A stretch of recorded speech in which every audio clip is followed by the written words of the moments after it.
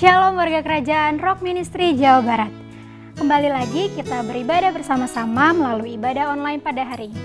Dan saya percaya jemaat Tuhan dapat merasakan kebaikan Tuhan pada hari ini. Firman Tuhan dalam Mazmur 95 ayat 2-3 berkata, "Biarlah kita menghadap wajahnya dengan nyanyian syukur, bersorak-sorak baginya dengan nyanyian mazmur. Sebab Tuhan adalah Allah yang besar dan Raja yang besar mengatasi segala Allah." Mari kita berdoa. Kau Allah yang mampu menyembuhkan kami, Kau Allah yang mampu memulihkan setiap kami Tuhan.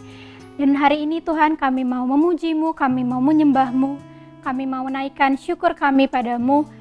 Biar Engkau yang menikmati setiap pujian penyembahan kami, dan kami tahbiskan ibadah ini di dalam nama Tuhan Yesus Kristus. Haleluya. Amin.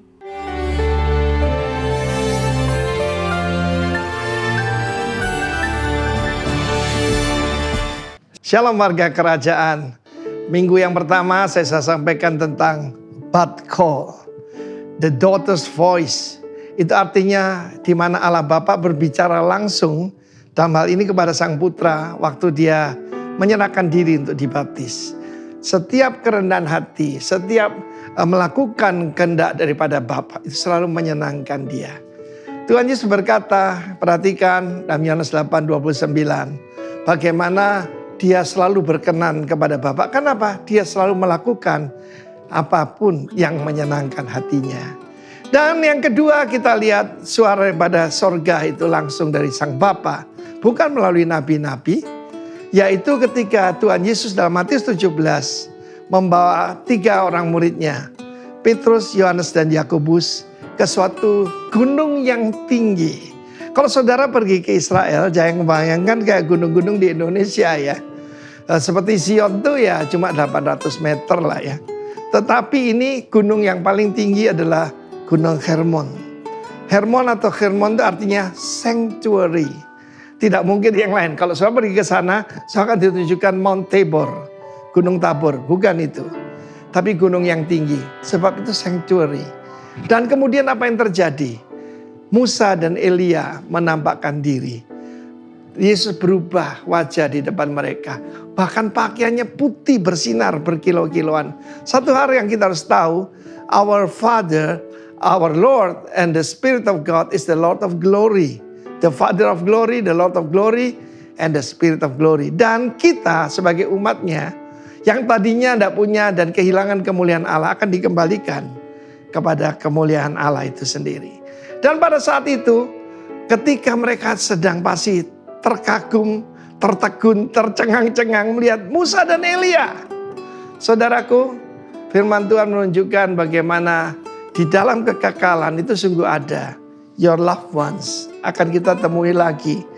Dan pada saat itu berbicara tentang kepergiannya ke Yerusalem. Tidak untuk sebagai turis, tapi akan mencapai purpose, menyerahkan nyawanya bagi tebusan banyak orang. Dan kemudian Petrus mengucapkan kata-kata yang dia tidak pikir. Hati-hati saudaraku. Ya, kita tahu Petrus nggak belajar ya. Karena beberapa saat sebelumnya di Kaisarea Filipi dia ditegur Yesus. Karena dia melarang Yesus untuk berkata bahwa dia akan diserahkan kepada orang-orang tidak percaya. Dan kemudian dibunuh. Sekali-kali tidak terjadi padamu. Karena itu saudaraku dalam hadirat Tuhan lebih baik kita diam saja ya. Karena kalau tidak ada daripada Tuhan lebih baik kita diamlah. Dan apa yang terjadi? Awan kemuliaan itu datang. Saudaraku, seringkali Tuhan menyatakan dirinya dalam awan kemuliaan yang kita sebut Shekinah. Shekinah glory, kemuliaan Shekinah, kemuliaan kehadiran Tuhan. A haze of brilliancy, kegemilangan daripada Tuhan. Tuhan yang mulia menyatakan diri dengan hadiratnya. Dan satu mereka sedang ketakutan. Dan suara itu datang. Inilah putraku yang kukasihi, yang kepadanya aku berkenan. Terjemahan lain berkata, my whole favor rest upon him.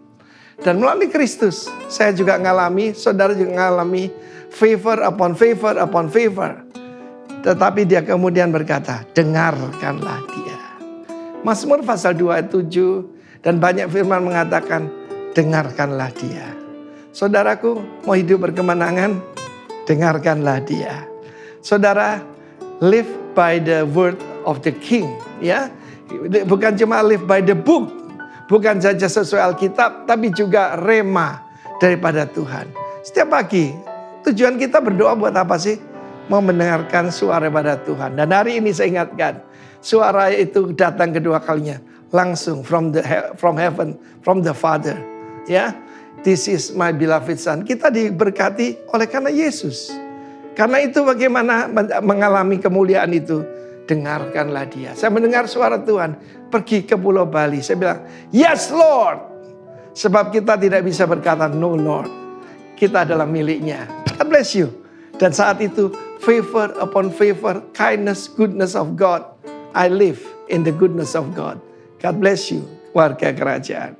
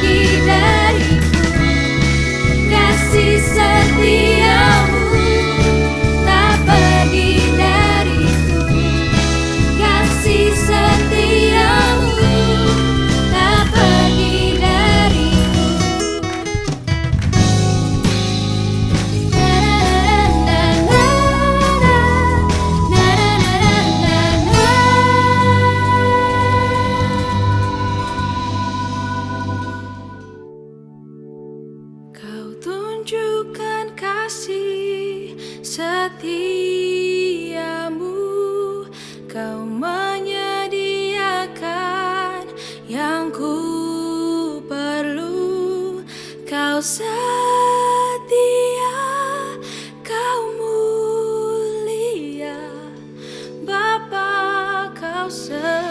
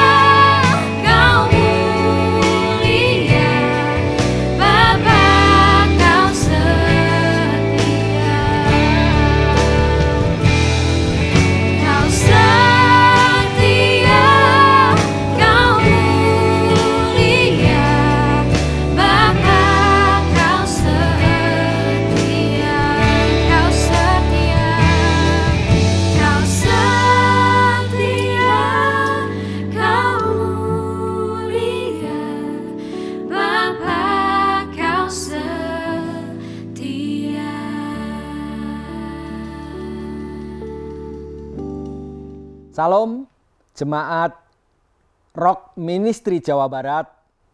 Senang bisa bersama-sama kembali pada hari ini.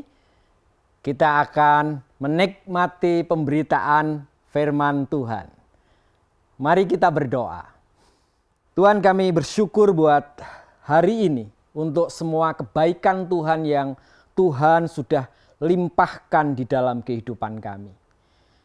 Kami menyerahkan pemberitaan firman-Mu pada pagi hari ini ke dalam tangan kuasa-Mu. Berbicaralah lebih daripada apa yang kami dengar. Terima kasih Tuhan, di dalam nama-Mu kami berdoa. Amin. Bapak, Ibu, saudara-saudari yang saya kasihi, di Jawa Barat, tepatnya di sebuah daerah yang bernama Cideres, ada seorang tenaga misi yang pada tahun 1883 bersama keluarganya mengabdikan dirinya di wilayah tersebut. Tenaga misi tersebut bernama Verhoeven. Verhoeven adalah seorang tenaga misi dari lembaga Sending Nederland Sending Vereniging. Dia tiba di Indramayu pada 11 April 1876 bersama dengan istrinya dan anaknya yang pada waktu dia tiba di Indramayu pada waktu itu masih kecil. Tentu pada tahun 1876, Indramayu bukanlah sebuah kota yang seramai sekarang. Tentu pada waktu itu kota ini masih merupakan kota yang kecil. Namun di sana berdiam banyak orang Eropa. Verhoeven menetapkan dirinya untuk tidak bekerja di lingkungan yang ada banyak orang Eropanya. Sehingga kemudian pada tanggal 11 Juli 1877, Verhoeven beserta keluarganya pindah menetap di Majalengka.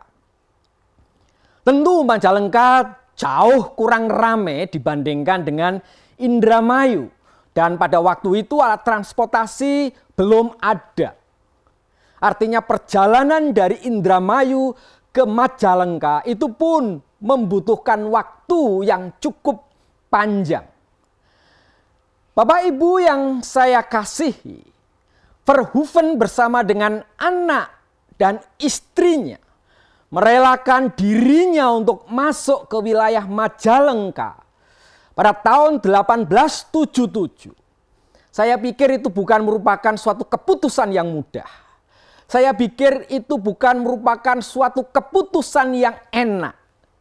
Bukan perkara liburan. Tetapi dia tahu wilayah itu merupakan wilayah yang mestinya tidak cocok bagi keluarganya. Tetapi demi sebuah misi yang Yesus berikan kepada Verhoeven beserta keluarganya berangkat ke Majalengka. Ada beberapa tantangan yang dihadapi oleh Verhoeven sampai tanggal 2 April 1878. Verhoeven belum mendapatkan izin dari pemerintahan Belanda sebagai misionaris yang bekerja di Majalengka. Karena kebijakan daripada pemerintahan Belanda pada masa itu, seorang misionaris kalau akan bekerja di sebuah tempat di wilayah Jawa ini khususnya, harus mendapatkan izin dari pemerintah Belanda. Kenapa? Karena pemerintah Belanda tidak ingin tujuan utamanya yaitu mencari ekonomi, mengembangkan ekonomi bagi negaranya terganggu karena pemberitaan Injil. Sehingga sampai 2 April 1878, Verhoeven belum mendapatkan izin untuk bekerja sebagai tenaga misionaris di Majalengka. Tantangan yang kedua yang dihadapi oleh Verhoeven adalah pada masa itu muncul wabah malaria dan kolera. Dan wabah ini bukan hanya terjadi di wilayah Majalengka, tetapi terjadi hampir di seantero Karesidenan Cirebon.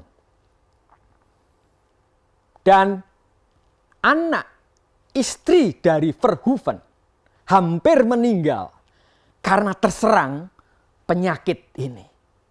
Bahkan bukan hanya sekali, istrinya terkena wabah kolera itu 2 kali. Dan kedua kali itu juga hampir merenggut nyawa daripada istrinya.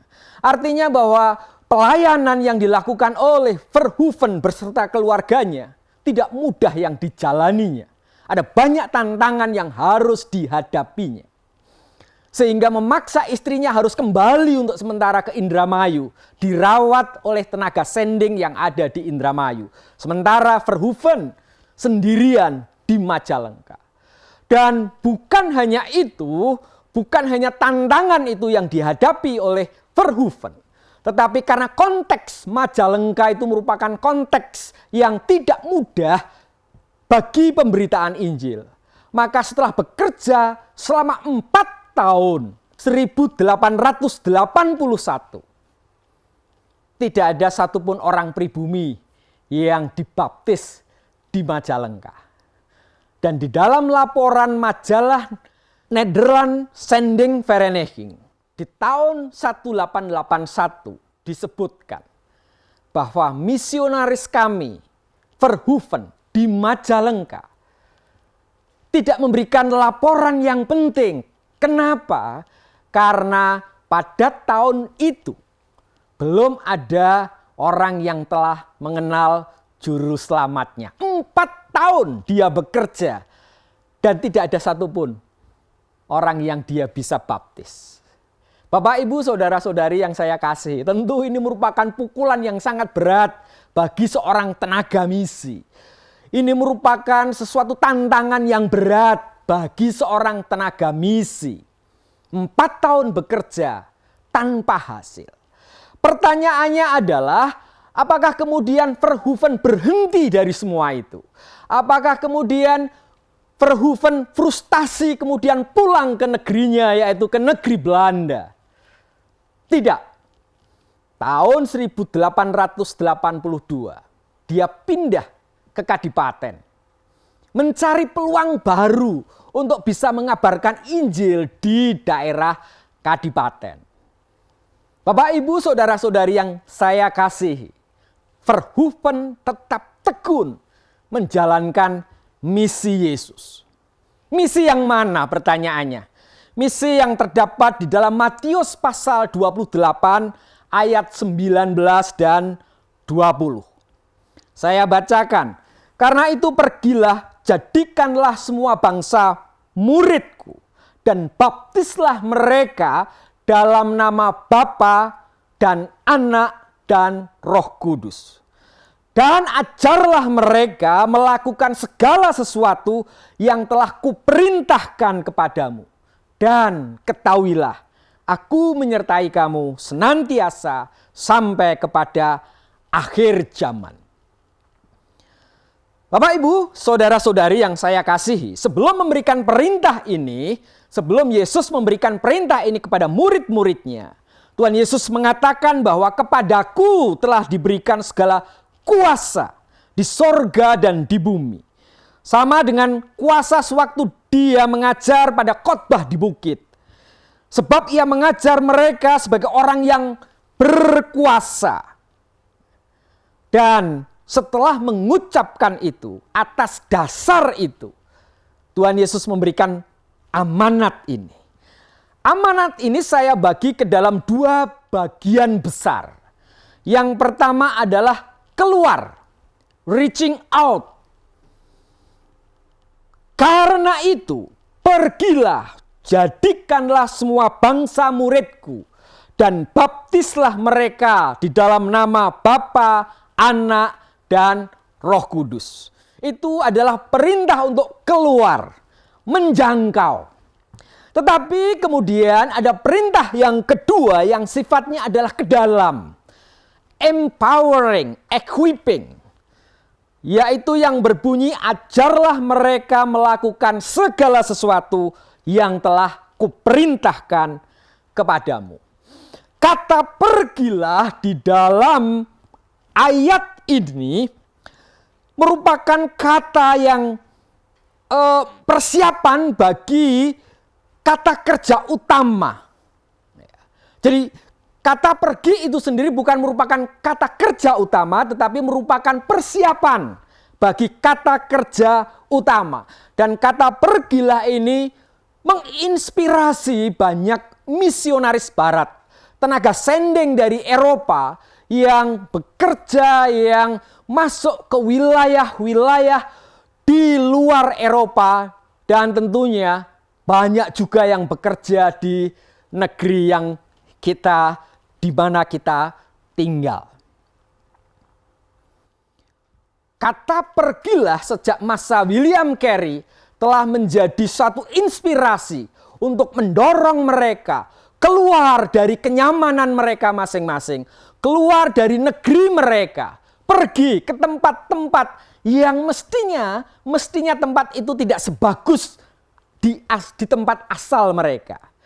Tetapi kata pergi ini telah menginspirasi banyak misionaris untuk bekerja di wilayah-wilayah yang kurang menguntungkan, termasuk Verhoeven. Bekerja di wilayah Majalengka yang tidak mudah. Ada wabah kolera, desentri, dan sebagainya. Tetapi karena kata pergilah itu menjadikan dia pergi ke daerah Majalengka di abad ke-19, 1877. Dan kata pergi ini menjadi kata yang menarik. Kenapa? Karena tadi telah menginspirasi banyak orang, dan kata pergi ini merupakan kata persiapan untuk kata kerja berikutnya. Kata kerja berikutnya itu adalah kata kerja yang sangat utama di dalam Matius pasal 28 ayat 19 sampai 20. Dan kata itu adalah jadikanlah semua bangsa muridku. Di dalam bahasa aslinya mateteusate.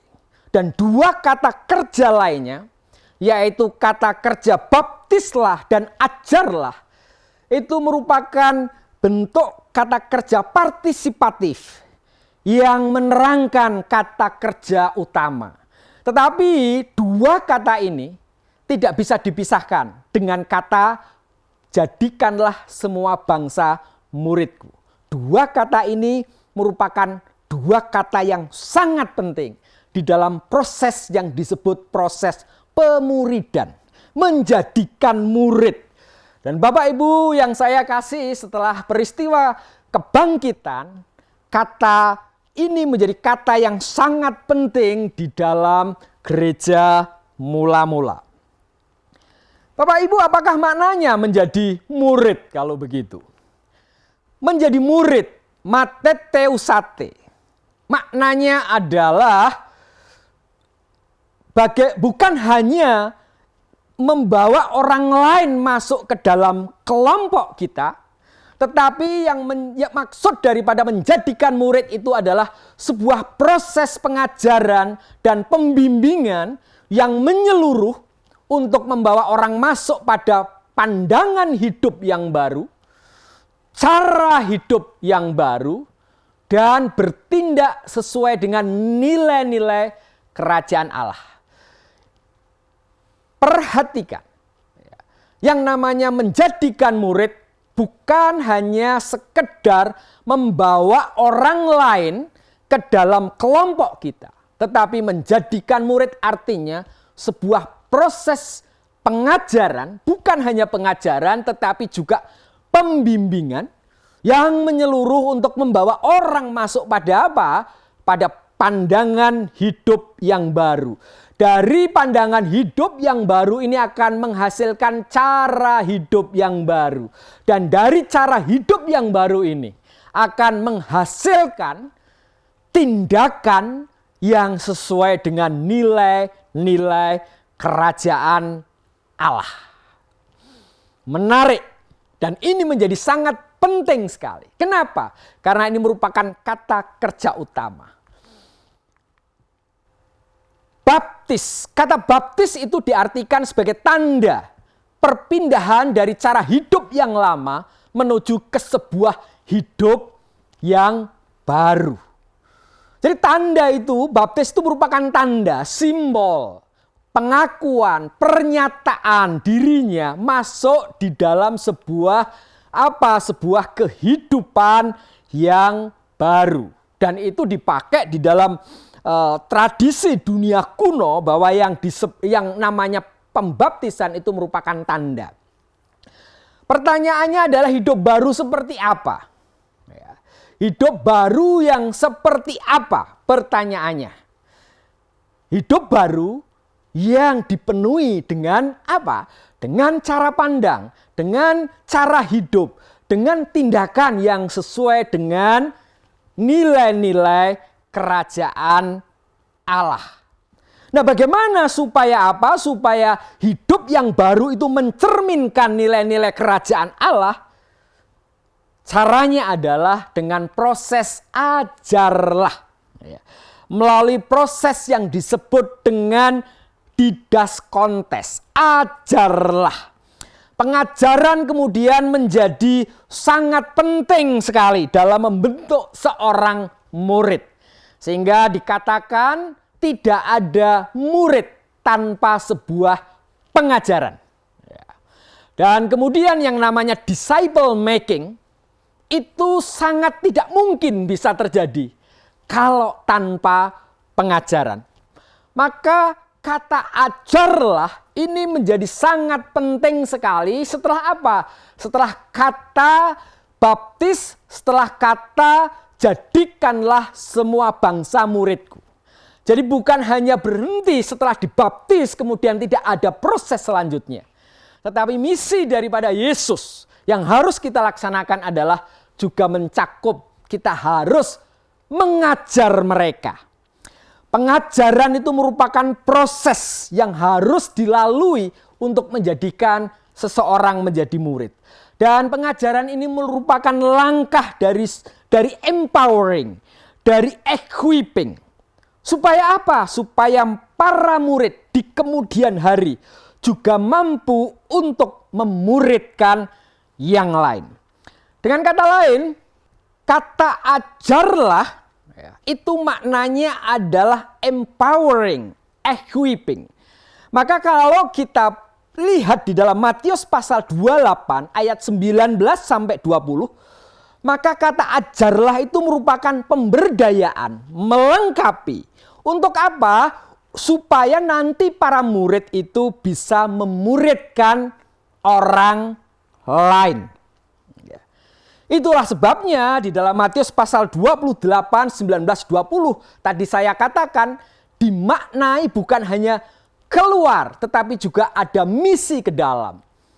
Menjangkau tetapi juga ada misi memberdayakan ke dalam. Sehingga para murid yang kita jadikan murid itu kelak mereka akan menjadi orang-orang yang bisa memuridkan orang lain. Lalu apa yang harus diajarkan? Pada ayat 20a dengan jelas disebutkan. Ajarlah mereka melakukan segala sesuatu yang telah kuperintahkan kepadamu. Ajarlah mereka melakukan segala sesuatu yang telah kuperintahkan kepadamu. Yang pertama, mengajar di sini adalah mengajar bukan hanya untuk mengetahui. Mengajar bukan hanya untuk mengenal. Mengajar bukan hanya untuk supaya seseorang mempunyai pemahaman, pengetahuan, ilmu yang banyak. Tetapi di dalam Matius pasal 28 ayat 20 disebutkan mengajar untuk melakukan. Mengajar untuk melakukan. Dan ini sangat penting sekali. Ini artinya bahwa murid Kristus bukan hanya diajar tentang pengetahuan, tentang doktrin, bukan. Tetapi murid Kristus itu harus diajar bagaimana mengimplementasikan nilai-nilai kerajaan Allah di dalam kehidupan sehari-hari. Dan ini sangat cocok dengan apa yang diajarkan oleh Yesus di dalam Injil Matius. Kalau kita baca Injil Matius pasal 5 sampai 7, Tuhan Yesus banyak mengajarkan tentang doktrin kepada murid-muridnya. Tetapi tidak hanya berhenti di situ saja. Tidak hanya berhenti pada doktrin. Tetapi di pasal 8 sampai 9, itu merupakan karya Yesus dalam mewujudkan nilai-nilai kerajaan Allah dalam kehidupan masyarakat, dalam kehidupan sehari-hari. Dan tentu kemudian misi Yesus ingin membawa kita supaya kita mengajar orang lain, bukan hanya untuk memahami, bukan hanya untuk mengetahui, tetapi juga untuk melakukan. Dan isi pengajarannya apa? Segala sesuatu yang telah kuperintahkan kepadamu. Frasa tentang segala sesuatu yang telah kuperintahkan kepadamu menunjuk kepada khotbah di bukit, hukum yang terutama, dan khotbah tentang akhir zaman. Jaminannya apa kalau kita melakukan misi, melaksanakan misi dari Tuhan Yesus itu? Jaminannya adalah, dan ketahuilah, aku menyertai kamu senantiasa sampai kepada akhir zaman. Kalimat dan ketahuilah aku menyertai kamu senantiasa sampai kepada akhir zaman mengandung dua makna. Yang pertama, bahwa penyertaan Tuhan, janji Tuhan itu sampai kepada akhir zaman. Tetapi yang kedua, itu berarti bahwa amanat, misi, perintah, tugas yang Tuhan Yesus berikan di dalam Matius pasal 28 ayat 19 sampai 20 itu berarti belum berakhir. Kenapa? Karena akhir zaman belum datang. Dia akan berakhir, tugas ini akan berakhir kalau akhir zaman sudah datang. Nah, karena tugas ini belum selesai, tugas ini masih berlangsung, maka apa yang harus kita lakukan? Yang harus kita lakukan, kita harus tetap melaksanakan misi Yesus. Bagaimana caranya? Ada 3D, yaitu dengan cara doa, daya, dan dana. Bapak Ibu bisa berdoa untuk pekerjaan misi. Mengambil waktu untuk berdoa bagi pekerjaan misi. Karena memang begitu seharusnya.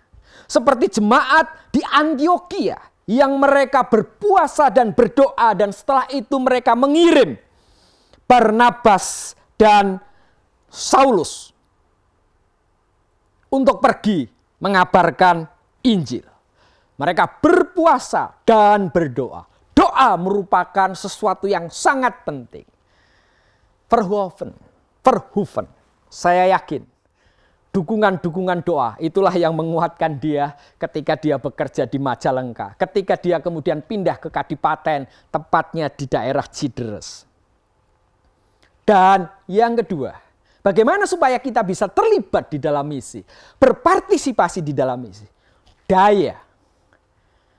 Kita memberikan diri kita untuk menjadi tenaga misi.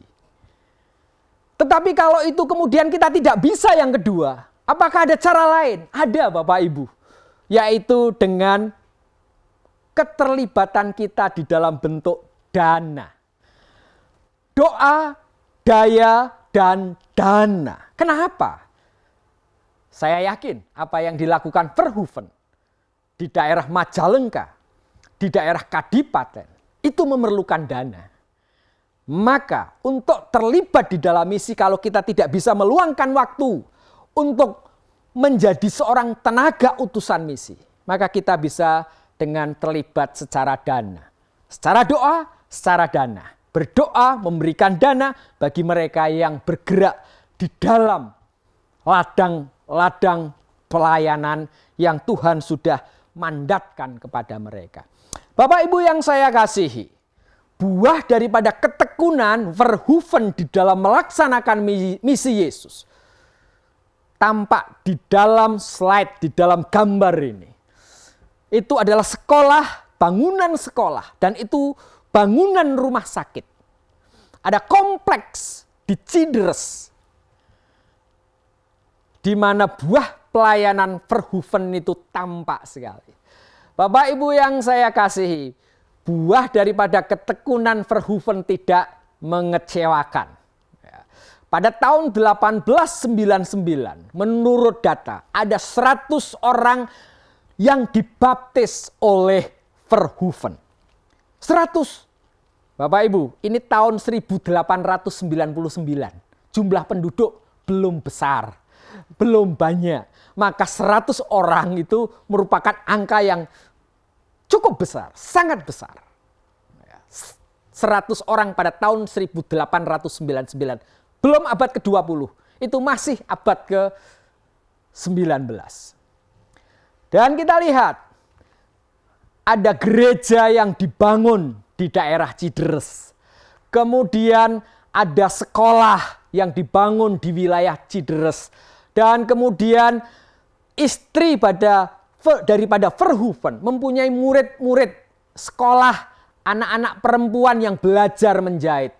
Dan ada pusat rumah sakit bantu yang pada masa itu tentunya sangat bermanfaat sekali bagi penduduk Cideres. Bukan hanya Cideres, tetapi di sekitar Cideres, rumah sakit bantu ini sangat menolong mereka. Di dalam laporannya, Verhoeven menyatakan bahwa di tahun 1899, rumah sakit ini telah melayani 8.000 pasien. 8.000 orang yang sakit. Artinya apa? Artinya rumah sakit ini sangat berarti bagi orang banyak pada masa itu. Buah ketekunan Verhoeven di dalam melaksanakan misi Yesus. Kita bisa lihat sekarang di Cideres. Ada gereja di sana. Bahkan ada rumah sakit di sana. Bapak Ibu, misi daripada Tuhan Yesus belum selesai. Karena penyertaannya sampai akhir zaman. Saya berdoa supaya setiap kita bisa terlibat untuk melaksanakan misi Yesus. Mari kita berdoa. Tuhan, kami bersyukur buat hari ini. Untuk semua kebaikan yang Tuhan telah tetapkan di dalam hidup kami. Tuhan telah anugerahkan di dalam kehidupan kami. Kami bersyukur boleh mendengar kisah daripada seorang yang bernama Verhoeven.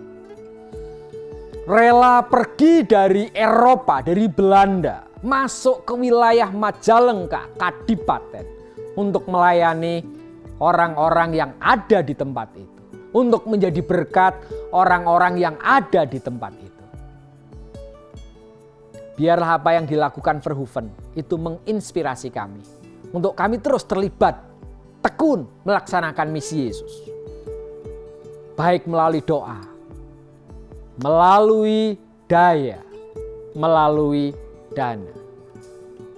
Bapak yang baik, hamba-Mu berdoa untuk setiap jemaat-Mu yang mendengarkan apa yang kami sampaikan pada hari ini. Berkatilah hidup mereka. Berkatilah hidup mereka. Di dalam nama Tuhan Yesus kami berdoa. Amin. Tiba saatnya kita akan memberikan persembahan. Bapak dan Ibu dapat memberikan persembahan dengan cara transfer atau scan QR Code yang akan ditampilkan di akhir ibadah. Sebelumnya mari kita bersatu dalam doa. Tuhan, terima kasih untuk kebaikan-Mu, terima kasih untuk kasih setia-Mu pada hari ini. Sebentar kami akan memberikan persembahan, biarlah persembahan ini dapat memperluas kerajaan-Mu, dan kami mau memberi dengan sukacita dan penuh ucapan syukur. Terima kasih Tuhan, di dalam nama Tuhan Yesus, amin. Shalom Bapak Ibu, saudara-saudara yang ada di rumah, mari kita mengakhiri ibadah kita hari ini. Kita mengangkat tangan kita bersukacita karena berkat yang sudah kita terima. Mari warga kerajaan, saya undang bangkit berdiri. Oh haleluya, bersyukurlah kepada Tuhan sebab bahwasanya Dia baik untuk selama-lamanya. Kasih setianya menyertai setiap saudara, Bapak Ibu, semua yang ada di rumah.